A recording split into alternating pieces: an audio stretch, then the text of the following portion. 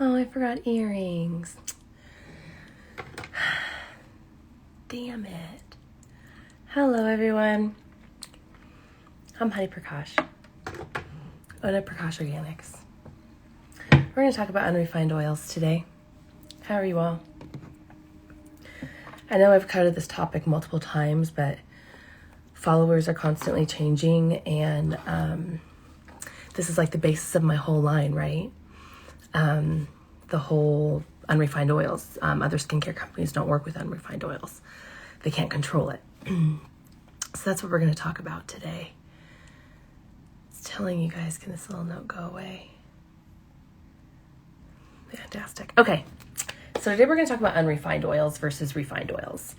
And the whole entire basis of my skin oil line is based on this premise.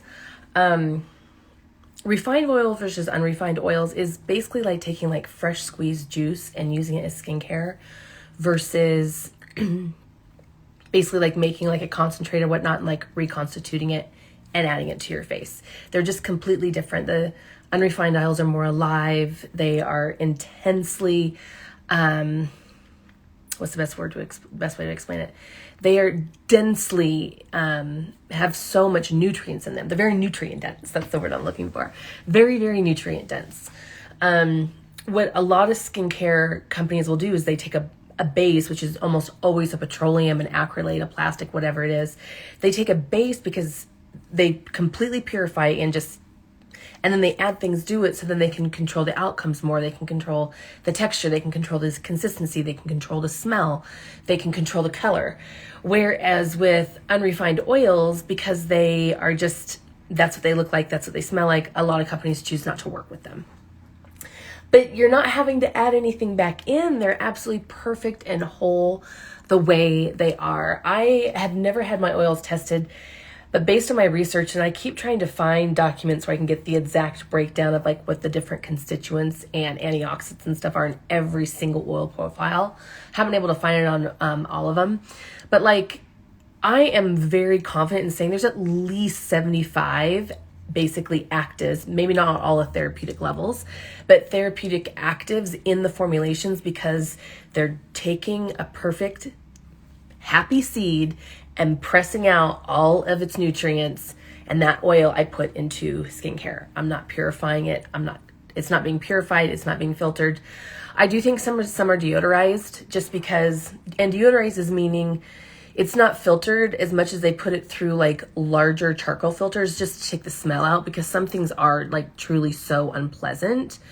But for the most part, I really try to, now that I kind of know the difference, I look for the ones that actually have some scent. If they're completely odorless, that's going to make me kind of question. Some things don't really smell like anything. Like some things do just smell like straw. Like you'd be surprised. Raspberry seeds pretty much smell like straw. And that makes sense to me though, because when raspberry plants start to like die on the vine and stuff, it smells like that hay smell from the farm. It smells like, it basically smells like with the pressed seed oils. But for a lot of oils, they have scent. Like broccoli seed oil should not smell like nothing. So when I get a broccoli seed oil and it smells like nothing, I'm like, okay, they had to at least deodorize this. I'm going to contact the company and find out what's going on.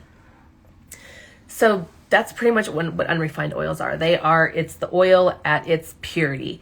Nothing needs to be added because they are the way they are. And they feed the skin in many different ways. The biggest thing is they're adding antioxidant protection, and then hydration is the two biggest things that they do. Whereas when you're working with refined oils, pretty much it's just the lipids that are left. All those antioxidant things have been taken out of the oils. It does cause their shelf life to be much longer. That's what the difference is between like virgin coconut oil and MCT oil. When you see MCT oil, medium chain triglyceride, and it's this clear liquidy oil, that is because it's been refined. They've taken out the solids, they've taken out the antioxidants, they've taken all the goodness and extracted it, and now they're just left with the lipids. It's those nutrients, a lot of the nutrients are in what causes it to like be a solid form at room temperature, right? Sorry, I get rambling with my ADHD and I lose track. So, that is one of the things that with the unrefined oils, I can't always control what their outcome is. There's been some formulations that I really loved, but I didn't like the way they smelt at all. Like they weren't totally pleasant. So it's like, okay, this one's not going to work. Whereas if they were refined, because I can take the scent out and everything and then put my own scent back in, it gives you a lot more control. The thing with those oils, that's what I was talking about. The thing with those oils is you're basically only getting hydration, and they tend to sit on the skin more because there's nothing in them to help be pulled down into the tissues. There's no receptor sites. Basically, the lipids act like a delivery system. And then when you refine the oils, all you're left with is the lipids and not the nutrients left in the formulations. So that's what my face oils are. So what Lighter was formulated to be more for like not super, but just oily skin. If you're oily, or if you're afraid to try oils, if you're nervous about trying oils, if you're like, oh, oil's going to break me out, use the Lighter, okay?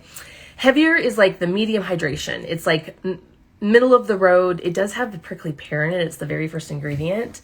The beauty of prickly pear is like the body registers it as bioavailable hyaluronic acid, which is in itself beautiful. I was using Heavier for about 8 months, and I took a break and started using eye care oil all over my face because I wasn't getting enough hydration from Heavier on its own. And I started loving what eye care oil was doing to my skin, so I just stuck with it for a while.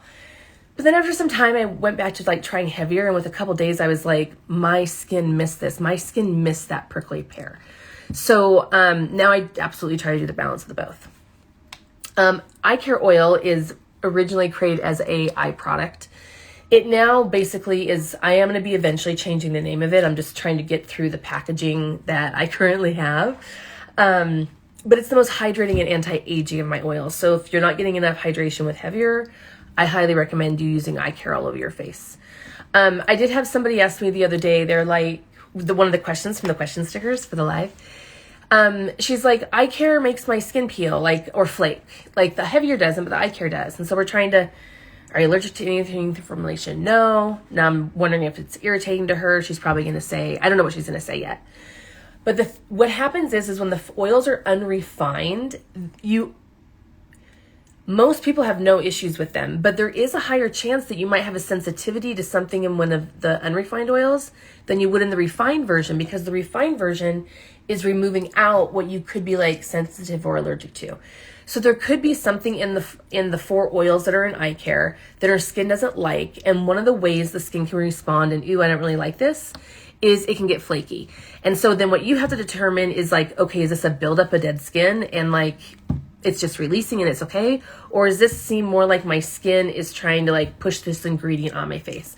Kind of like how like when you do nail polish or shellac nails, I know for me, after like the second or third time, my nails will start peeling and lifting really bad because my nails are like, get this crap off them. I don't like it. Just go back to natural nails.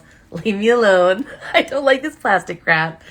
Your skin can kind of do the same thing. And because the oils are unrefined, they're super nutrient dense. There can be something in there that your particular system may not like. I don't hear it often. It is uncommon, but every now and then I do. Like there's somebody I know that they break out from Lighter.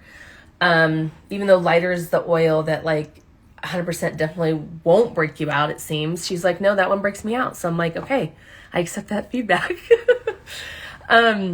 Does anybody have any questions about the unrefined oils? Samson, same thing. I think that's one of the reasons we've gotten such a phenomenal response in regards to growth is because of the fact the oils are unrefined, they're nutrient dense, and so they're actually feeding the cells and causing the hair growth.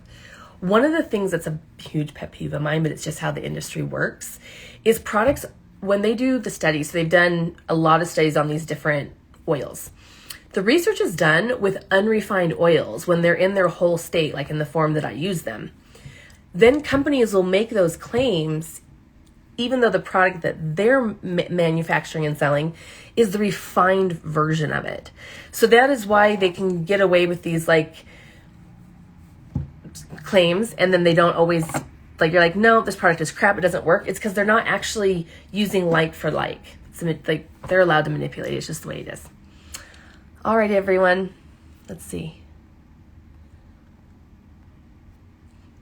If no one has any questions, I'll let you go. Thank you so much for joining me today. Next week is, I think I might be applying another peel next week. One of the other things that I'm working on right now is it's really become frustrating for me in my career. that skincare is getting so expensive. It's becoming more of a thing for people who it's more of an elite thing. It's not, skincare is getting expensive. So I want to find a way to be able to offer like more inexpensive recommendations, but the problem you run in when you start going into the skincare lines and drugstores and Sephora and things like that is they may have the actives and the percentages that you want to see at therapeutic levels, but if it's not in a formulation that is pH'd a certain pH so your skin can absorb those products and use those products, then you're not really getting a benefit of it. Like if you're a 2% salicylic acid product, but you're in like a neutral pH, you're not going to get the benefits of that salicylic acid. So I'm on like a journey right now. I'm branching out. I'm having to actually use products that are not as green and they're just more clean, which is hard for me because I'm not a fan of the petroleum ingredients. But I want to be more inclusive. So that's something I'm working on. If you know any products that you really like and love, send them my way because I want to start checking them out. All right. Light and love to you all.